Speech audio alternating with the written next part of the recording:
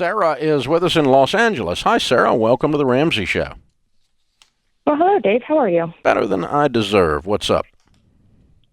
My husband and I are on baby step 2. We've paid off $23,000 and have another 22 to go. Cool. My mom keeps asking me to help her and my dad figure out their budget, help them start on the Ramsey plan. I just finished reading the Total Money Makeover, and I gave her my copy. Good. And now it's leading to us fighting.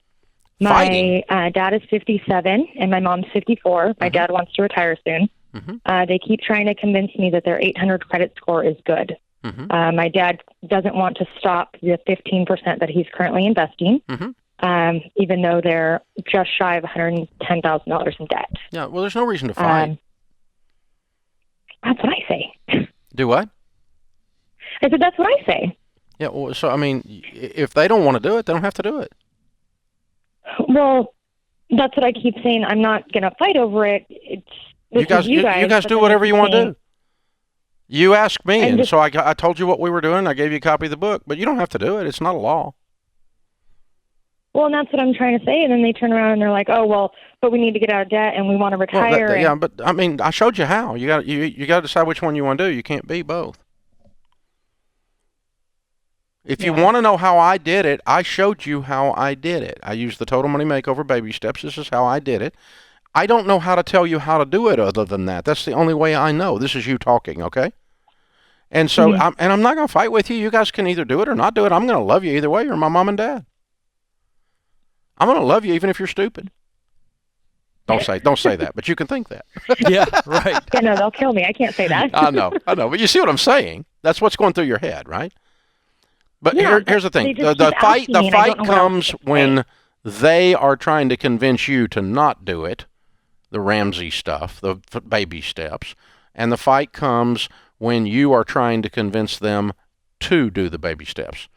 So the best way you can convince them is to continue to do it properly yourself and win, and and it sets an example for them. But you can't make people do stuff. Yeah, that's true. You can make little kids do stuff, but you can't make grown people do stuff. And you can only make little kids do stuff. You can only make little kids do stuff until you leave the room. Right. That's right. Sarah, one of the things, Sarah, I hear the tension for you because they keep asking you, and you're so passionate, you're so convicted on this journey that you can't just answer a question. You know, and I think that's where there may be some tension there. And I think Dave's absolutely right. I think if they keep asking you a question, you go, I'm not sure. I'll text you later tonight. I think it's on page 87 of chapter 3 or whatever. And just stay out of the communication. If you're feeling your tension rise because of your tremendous conviction, then you're going to have to just, when they ask a question, say, I'll look it up. It's in this chapter. It's in chapter 5 or it's in chapter 6 or whatever it is.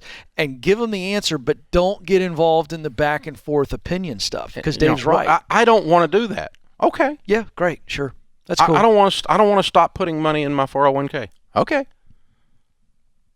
I mean, if somebody calls me up on the air here, and I'm the guy, okay? It's not just like a theory for me. I'm the guy that wrote it and did it for me and tens of millions of people, right?